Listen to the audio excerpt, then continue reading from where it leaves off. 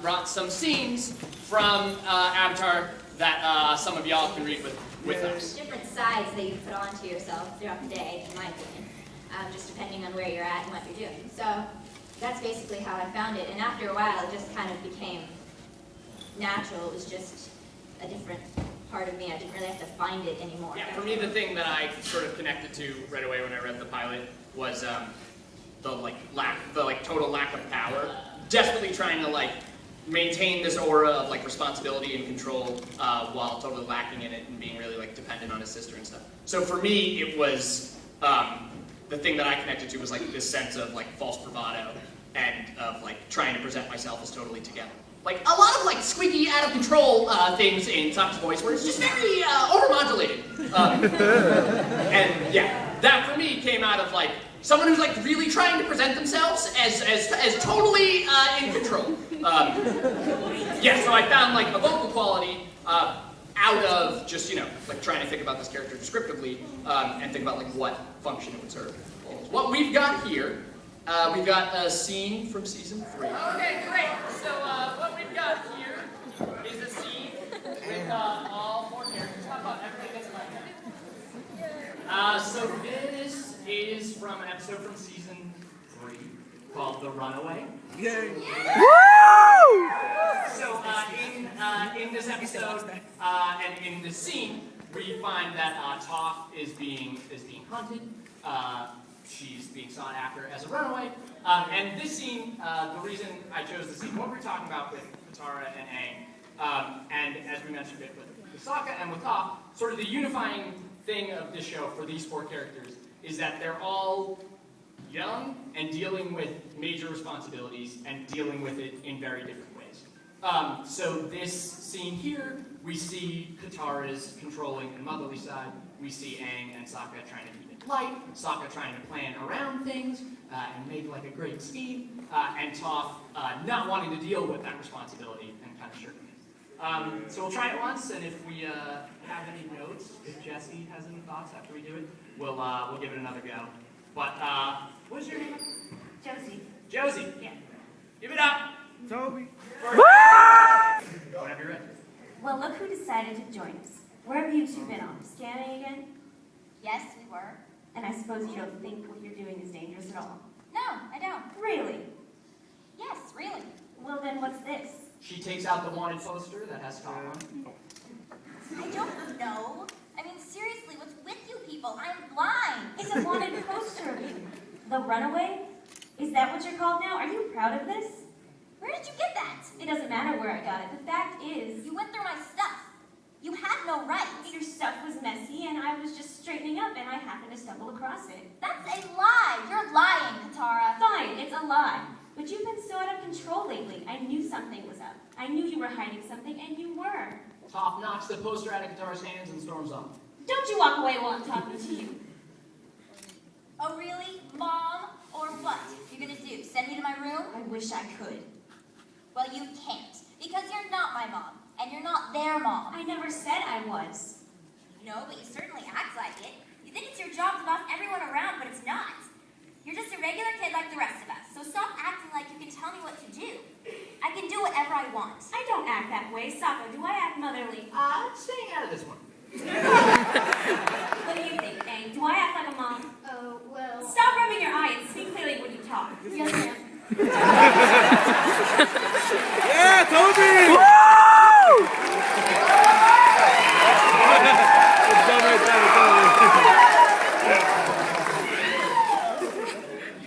I can't be around you right now.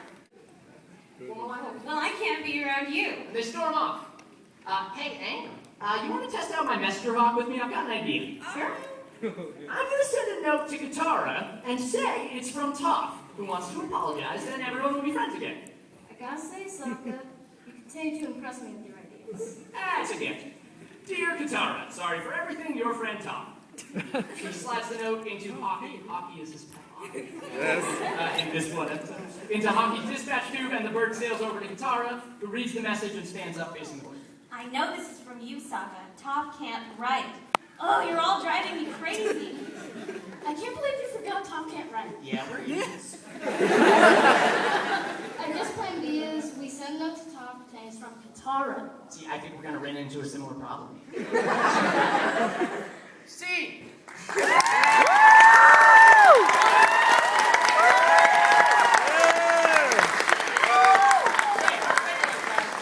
basically, that's kind of the example of what it would be like in the booth recording, and then director would give us notes on a certain scene and or just on certain lines, how we'd want to deliver them, if we're supposed to be louder, softer, that sort of thing. Yeah. And then we just redo it a bunch of times. But Yeah. it depends on how many people are in the studio at the time. Sometimes just one character records an episode by themselves because timing and scheduling and all that sort of Right, thing. yeah. The ideal is when we're all in a room together, but a lot of times that wasn't possible. Zach Eisen, who played Aang almost as well as Toby did, he lived in New York, so we were never in the same room with him, and we would record these lines solo, and they'd be matched up together. And that is just like immense talent from the director, who's able to like see these things and see how the pieces are going to fit together. Our director was Andrea Romano, who's like just a rock star of voice direction. She did Animaniacs and Boondocks and the original Batman series. Boondocks. Yeah. Amazing. Yeah, you have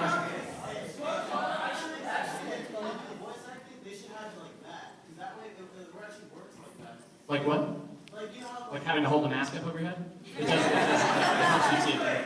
Yeah. Well, no, seriously, like, if you were all the voice acting together, it'd be more like comfortable because it'd be like you're actually there. Like. Right. Yeah. No. A lot of times, and it depends from show to show. There are some shows where they have huge booths with everybody in chairs and everybody set up in mics, and they just run the scenes like scenes.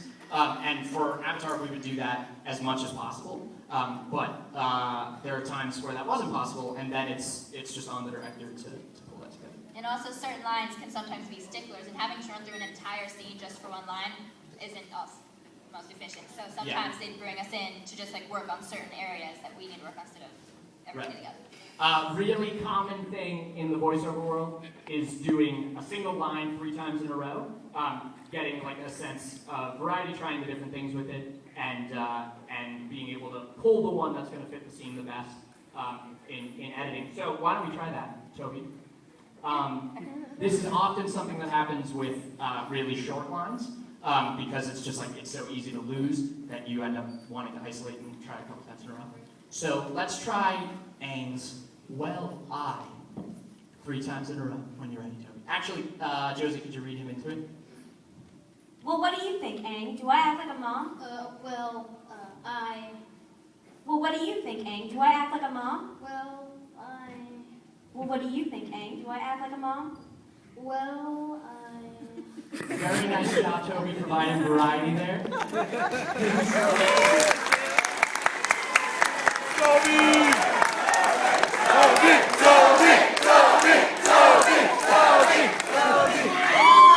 Yeah, but that doing 3 takes in a row thing is a really common technique. I found every single time I did it that it was the second take that they used, because the first one is like I'm still figuring it out. The second one, I hit it, and then the third time, I end up BSing something. Just like trying something weird, and it's like, oh man, that doesn't sound like anything. So that second take is where the gold is. Except for Toby. Toby knows about the thing. So from that, did you guys have any notes or areas that you noticed? Like if you guys were the directors, or did it just sound good? Awesome.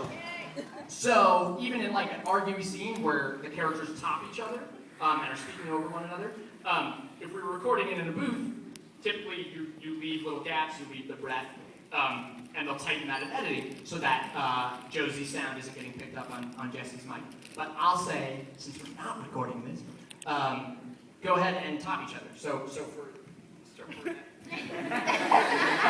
for that front section there, feel free to really like get at each other and argue and be like right in each other's grill. In the vocal realm. And you, Toby, you're pretty excited. Well, look who decided to join us. Where have you two been? Off scamming again? Yes, we were. And I suppose you don't think what you were doing was dangerous at all? No, I don't. Really? Yes, really. Well, then what's this? She flashes the wanted poster. I don't know. I mean, seriously, what is with you people? I'm blind. It's a wanted poster of you. The Runaway? Is that what you're called now? Are you proud of this? Where did you get that? It doesn't matter.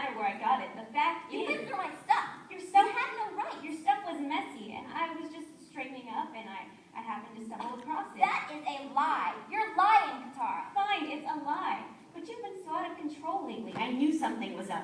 I knew you were hiding something, and you were. She knocks the poster out of her hands and storms off.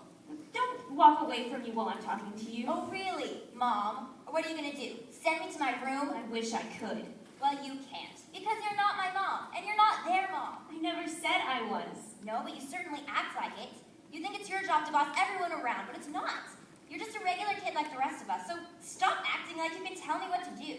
I can do whatever I want. I don't act that way. Sokka, do I act motherly? Hey, I'm staying out of this one.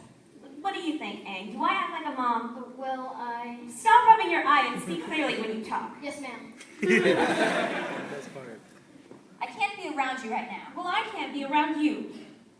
Hey, you want to test out my messenger hawk? I've got an idea. Sure? Okay, I'm going to send a note to Katara and say it's from Toph who wants to apologize. Then everyone will be friends again. I gotta say, Sokka, you continue to impress me with your ideas. That's a gift. Dear Katara, sorry for everything, your friend, Toph. He slides the note over, gets delivered by a hawk to Katara. I know this is from you, Sokka. Toph can't write. Oh, you're all driving me crazy. I can't believe you forgot Toph can't write. Yet we're idiots. I guess plan B is we send out to Toph, and it's from Katara. I think you're going to run into similar problems. Sorry, Hockey. Looks like I'm going to have to do this without your help. and then Hockey flies away into the sunset, and then there's just like a beautiful 28-minute-long sequence of Hockey out having an adventure. That's my favorite. All right, cool. Give it up one more time, Toby and Josie. You guys. I want to say, like, good casting, you guys. I think the vocal qualities were totally in the right range.